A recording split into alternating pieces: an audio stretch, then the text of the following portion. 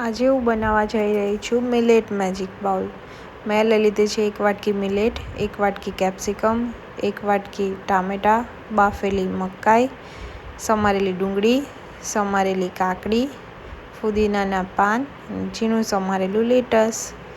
હવે એક ખાલી બાઉલ લઈ લીધો છે મેં. તેમાં આપણે નાખીશું 1 વાટકી જેટલી મિલેટ.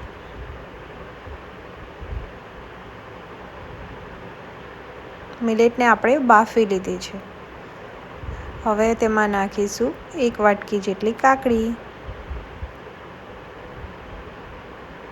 હવે તેમાં નાખીશું ઝીણી સમારેલી ડુંગળી.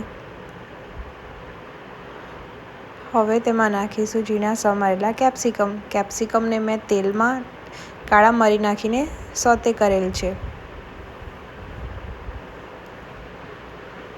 હવે તેમાં નાખીશું ઝીણા સમારેલા ટામેટાં. હવે તેમાં નાખીશું બાફેલી મકાઈ. હવે તેમાં નાખીશું ફુદીનાના પાન. હવે તેમાં નાખીશું અડધી ચમચી જેટલો ચાટ મસાલો. મસાલો તમે તમારા સ્વાદ અનુસાર નાખી શકો છો. હવે તેને પ્રોપર મિક્સ કરી લઈશું. મિક્સ થઈ ગયા બાદ આપણે તેને સાઈડમાં મૂકી દઈશું અને 2 બાઉલ લીધેલા છે. તેમાં મેં લેટસ પાથરી દીધું છે.